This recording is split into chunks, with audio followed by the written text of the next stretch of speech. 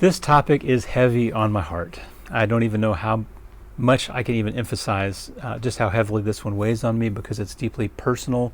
It affects people who I know and love, and it's something that we have to talk about. I don't enjoy talking about it, but let's just cut right to the chase. There is a way that churches fire ministers that is unconscionable. It is like the worst thing that we could possibly come up with, and it puts ministers in the worst possible position. And here's how it goes. You find out that your minister has resigned, and you contact them and you say, hey, what happened? What's your next opportunity? And they say, I don't know yet. I'm working on it. Okay, who does that? No one does that. No one quits a job without knowing what the next thing's going to be. Very unusual thing. When I see minister friends on Facebook who say, I'm moving on, I'll message them and I will say, are you okay? Because I know how this thing operates. And here's what it is.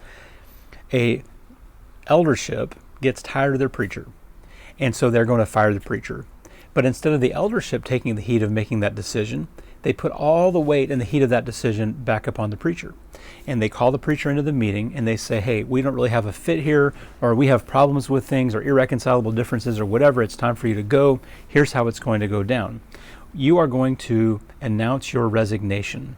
And in doing so, we're going to give you severance. We will pay you for 3 to 6 months, say 3 months, 6 months, 9 months, whatever the case may be, if you keep your mouth shut.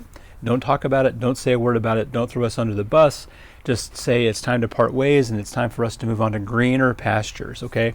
When I hear greener pastures, that tells me that that person has another opportunity lined up. But when you talk to them, inevitably they tell you, no, I don't have anything else lined up. I'm looking.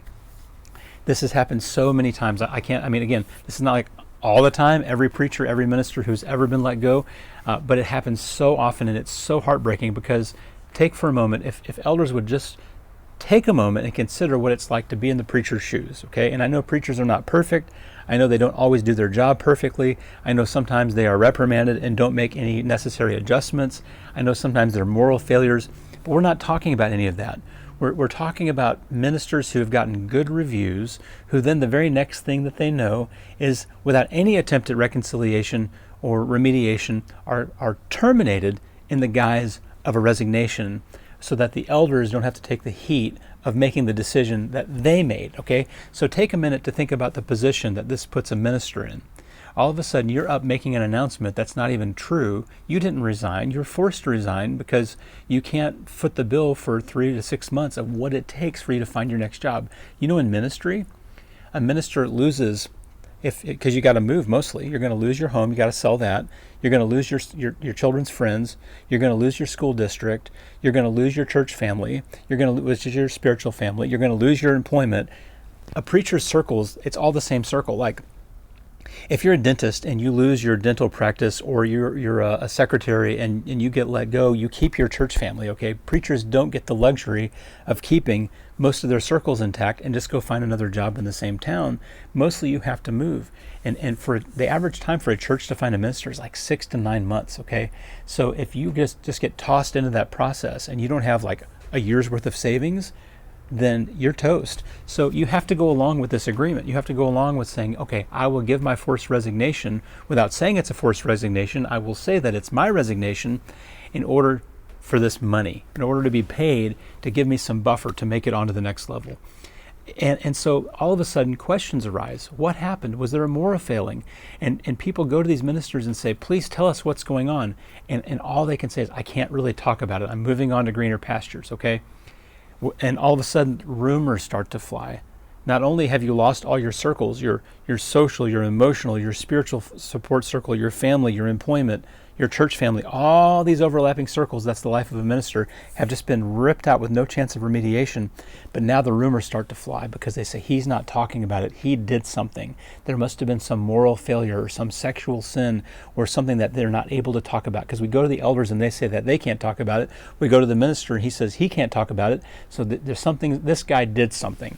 And it puts the minister in the absolute worst possible position, because it puts them completely financially beholden to the elders. It is the system we've created. It's the system we've signed up for, but it's ungodly. That aspect of it is completely ungodly.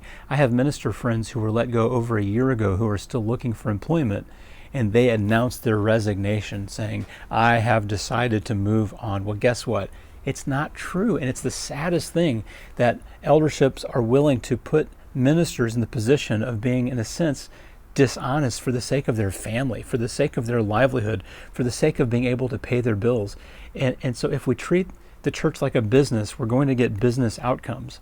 And it's just the worst. It is so sad. It is heartbreaking. It's heart-wrenching. And I cannot emphasize enough how much you need to be praying for your ministers, how much you need to have relationships with them, how much they need spiritual and emotional support. And so if you hear your ministers leaving and you ask them what's next, like, oh, good, that's great, like, what are you going to do next? And they tell you, I don't know yet. I don't have it worked out. I don't have it lined up. That is an absolute tell for exactly what I'm talking about. That is what happened. I'm telling you, that is most likely, unequivocally, what has happened is they got let go. They almost certainly had no chance of remediation, although it does happen. I have seen ministers who the elders went to repeatedly and said, can you fix these things, who flat out refused to make adjustments on things they should have fixed, okay? Ministers are not perfect. I'm not saying that elders are all bad and ministers are all good. There are some terrible ministers out there. But mostly ministers are doing this self-sacrificially, right? I mean, ministers are mostly good people who are trying to make a difference, and they get railroaded like this in this most unfortunate way, and it kills me. It breaks my heart. It aggravates me. I'll tell you, it actually makes me angry. It makes me sick. It happens to my friends. We as ministers get concerned that this may happen to us, that we may be next in line for this to happen. And it is just horrible, and it needs to be repented of. You see, these are the kind of things that churches need to repent of, but they never will, because those in seats of power will never compromise their position, but will maintain that seat of power and will perpetuate that to replace themselves with people just like themselves, to carry on an unhealthy culture that will make sure that these things keep going on and on and on.